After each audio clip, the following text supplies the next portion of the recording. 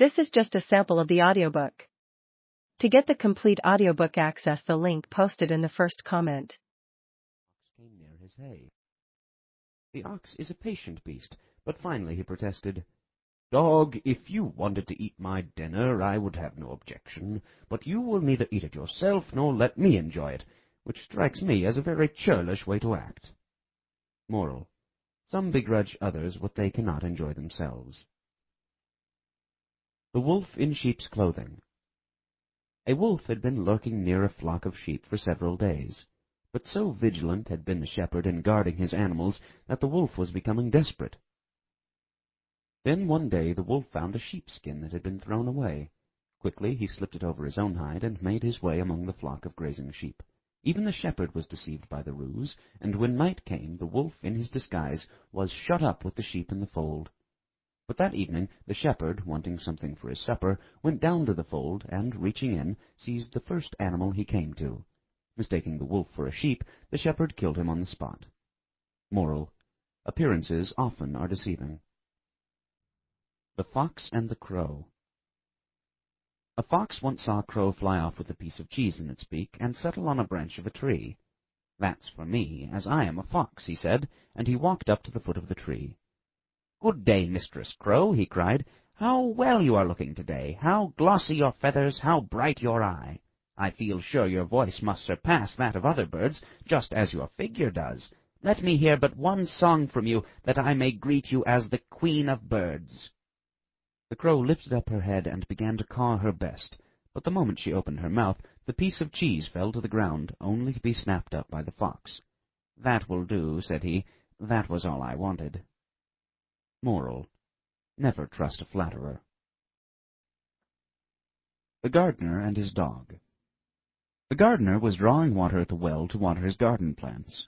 His little dog was jumping and barking on the well curb until he lost his balance and fell in. Hearing the splash, the gardener quickly drew off his clothes and descended into the well to rescue his dog. Just as he was bringing the struggling and slippery animal to the top, the ungrateful wretch bit his master's hand. "Why, you little monster!" exclaimed the gardener. "If that is your idea of gratitude to a master who feeds you and pets you and treats you kindly, then pull yourself out of the well." With that he dropped the dog right back into the well again. Moral: don't bite the hand that feeds you. The Angler and the Little Fish. An angler, after a long day's toil, had nothing to show for his pains but one small fish. As he was taking the perch off the hook, the fish spoke. "Spare me, good fisherman. I am so small that I will make you but a sorry meal. Throw me back into the river, and later, when I am grown bigger and worth eating, you may come here and catch me again." "No, no," said the wary angler. "I have you now, but if you once get back into the water, your tune will be 'Catch me if you can.'" Moral: beware the promises of a desperate man. The Fawn and her Mother. One day in the forest a fawn was browsing among some ferns with her mother. It was peaceful there in the shelter of the forest growth. Suddenly from a distance came the sound of baying hounds. The mother deer stood stock still and began to tremble. "Mother," said the fawn, "you are bigger than a dog, and swifter of foot, and better winded, and you have horns with which to defend yourself. Why are you so afraid of the hounds?" The mother smiled and said, "All this, my child, I know full well, but no sooner do I hear a dog bark than somehow or other my heels take me off as fast as they can carry me." Moral: there is no arguing a coward into courage. The Milkmaid and her Pail. A milkmaid was on her way to market, carrying a pail of milk on the top of her head. As she walked along the road in the early morning, she began to turn over in her mind what she would do with the money she would receive for the milk. "I shall buy some hens from a neighbor," she said to herself, "and they will lay eggs every day, which I shall sell to the pastor's wife. And with the egg money I'll buy myself a new frock and ribbon. Green they shall be, for green becomes my complexion best. And in this lovely green gown I will go to the fair. All the young men will strive to have me for a partner. I shall pretend I do not see them. When they become too insistent, I shall disdainfully toss my head, like this." As the milkmaid spoke, she tossed her head back, and down came the pail of milk, spilling all over the ground. And so all her imaginary happiness vanished, and nothing was left but an empty pail and the promise of a scolding when she returned home. Moral: do not count your chickens before they are hatched. The Ant and the Grasshopper. In a field one summer's day a grasshopper was hopping about, chirping and singing to its heart's content. An ant passed by, struggling to carry an ear of corn to its nest. "Why not come and chat with me, instead of toiling and moiling in that way?" asked the grasshopper. "I am helping to lay up food for winter, and recommend you do the same," replied the ant. "Why bother about winter?" said the grasshopper. "We have plenty of food at present." But the ant went on its way and continued its toil. When the winter came, the grasshopper had no food, and found itself dying of hunger, while it saw the ants distributing among themselves the corn and grain they had collected in the summer. Moral: prepare for the days of necessity. The Mice in Council.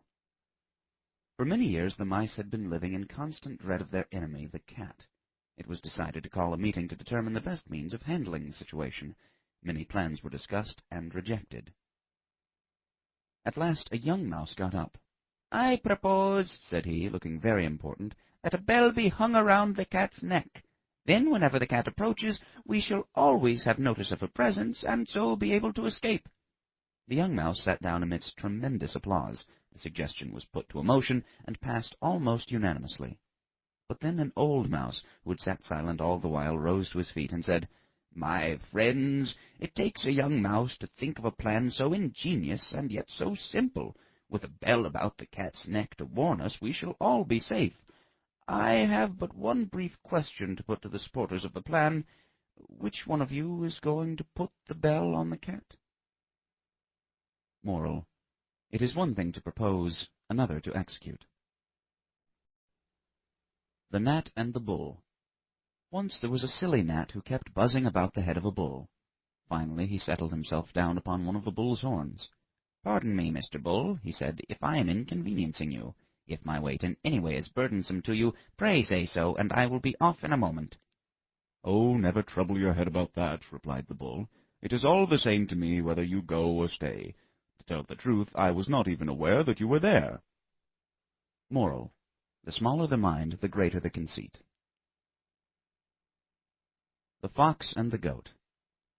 A fox had the misfortune to fall into a well from which, try as he might, he could not escape. Just as he was beginning to be worried, a goat came along, intent on quenching his thirst. "Why, friend Fox, what are you doing down there?" he cried. "Do you mean to say you haven't heard about the great drought, friend Goat?" the fox said. "Just as soon as I heard, I jumped down here where the water is plentiful.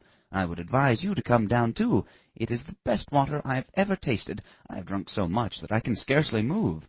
When the goat heard this, he leapt into the well without any more ado. The fox immediately jumped onto the goat's back, and using her long horns he was able to scramble out of the well to safety.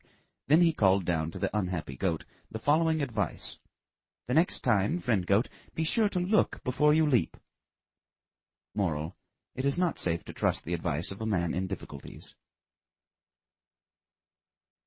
The Ass Carrying Salt. The rumor reached a certain huckster who owned an ass that salt was to be had cheap at the seaside. So he and the ass proceeded down to the shore to buy some. There he loaded his poor beast with as much as he could bear, and started for home. As they were passing a slippery ledge of rock, the sorely laden ass fell into the stream below. The water melted the salt, thus relieving the beast of his burden.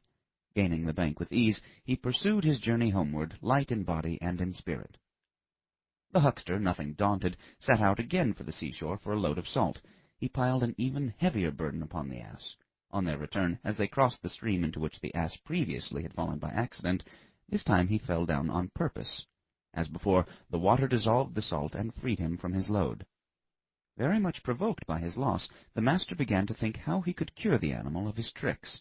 So, on the next journey to the sea-coast, he freighted the ass with a load of sponges. When they arrived at the stream, as before, the beast was up to his old tricks once more. No sooner was he in the river than the sponges became soaked with water, and instead of lightening his burden, he found, as he staggered homeward, that he had more than doubled the weight of it. Moral: an old trick may be played once too often. The Fox and the Grapes. Mr. Fox was just about famished, and thirsty too, when he stole into a vineyard where the sun-ripened grapes were hanging up on a trellis in a tempting show, but too high for him to reach. He took a run and a jump, snapping